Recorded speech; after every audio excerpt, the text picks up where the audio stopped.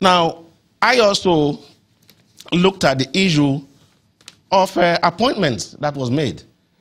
I remember clearly that the president appointed 15 senior officials in the NNPC, group general managers and the like. 10 of these people were from the north, 3 from the southwest, and 2 from the south-south, none from the southeast, in a nation that talks about federal character. So what are we talking about? If you look at the 3 Ps, promotion, production, procurement, the NNPC is below 0. Under Jonathan, under Buhari, look, since its existence. And that brings me to the very, very annoying issue of the daily consumption of fuel. The NNPC says that they consume between 30 million liters to 65 million. You can imagine this disparity. Anybody who does statistics, between 30 million liters to 65 million liters. And the so-called subsidy that was promised to, that we won't be having subsidy, now we're even paying more. Between 774 billion naira per annum to about 1.4 trillion per annum. And so, with all these figures staring you at the face, and it's gone to an extent that the Governors Forum have said, look, this can't continue. You can't continue like this. We need to do something about it. And I think they achieved a few things the last time that they met with the administration of the NNPC. So with all these facts staring you at the face, how would you say that the Buhari administration has fared very well with the NNPC? I think that it has failed woefully, especially as it prides itself in the area of change and accountability and transparency. Mr. Richards, it might be true that it's difficult to know what state our refineries are in right now. We've heard, oh, it might be in a state of repair, but we do not know in clear terms, you know, which one, I mean, how much, what quantity of production of the petrol or the fuel we currently consume our refineries are producing. For all we know, what we consume here in Nigeria is largely imported. But then there are a number of other things that you've talked about that some people will say, but they have given clarification. So you talked about the $25 billion scam. We've had clarifications that that figure never did exist. I think we heard the Vice President say that. There were subsequent clarifications by a number of other people that they were talking about crude oil lifting contracts and not actual monies, as it were. And then we also saw the zest initially when the current Minister of State for Petroleum was employed, when he was appointed, also as GMD of the NNPC, that he embarked on a number of reforms, which caused an uproar within the sector. But some people said it was welcome. What do you make of those attempts at reforms that we initially saw and the trajectory that we're currently taking as a country? Let me draw your mind to a report that I saw in Premium Times about the letter that was written by Falana and Falana, that human rights chambers, to the NNPC, this administration, requesting that the NNPC should make public everything concerning its revenue and expenditure.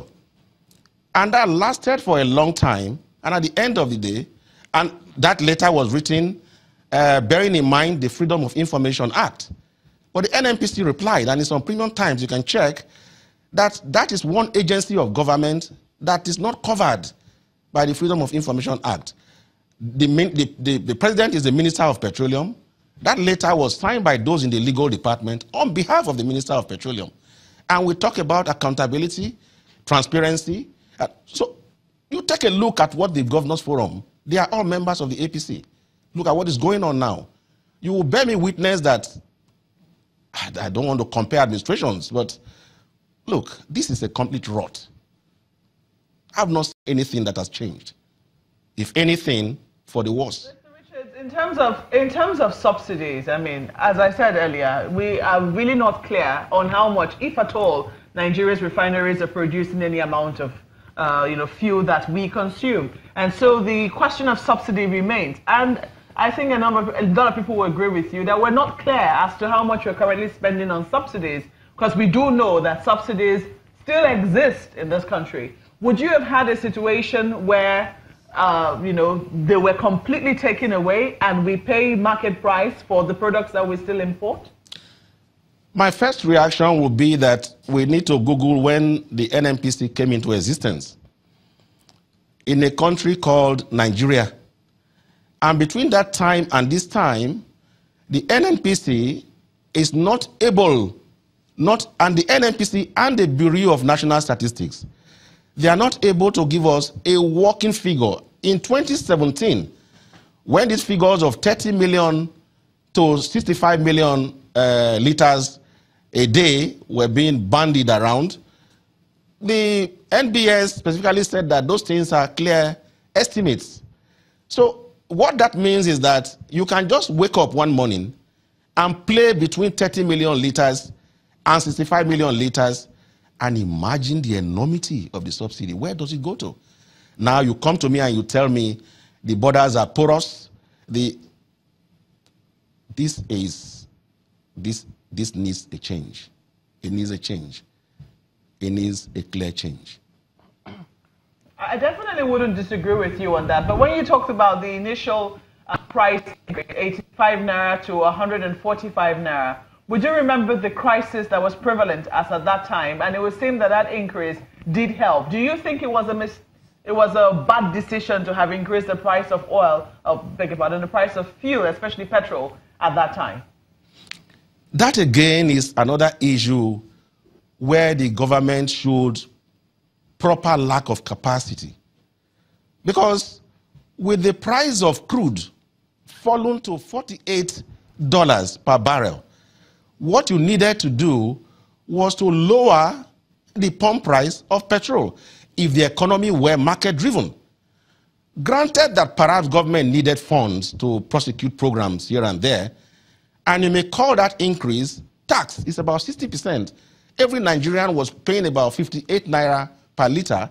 So let's imagine that we were taxed, because if the economy were market-driven, the expectation would have been that the price of PMS would have dropped instead of being increased at a whopping 60-something percent.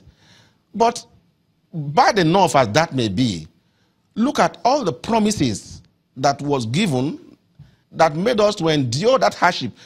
You walk in channels, you go ask people how the reverberating effects of that thing have affected Nigerians. People suffered, and they are still suffering till tomorrow.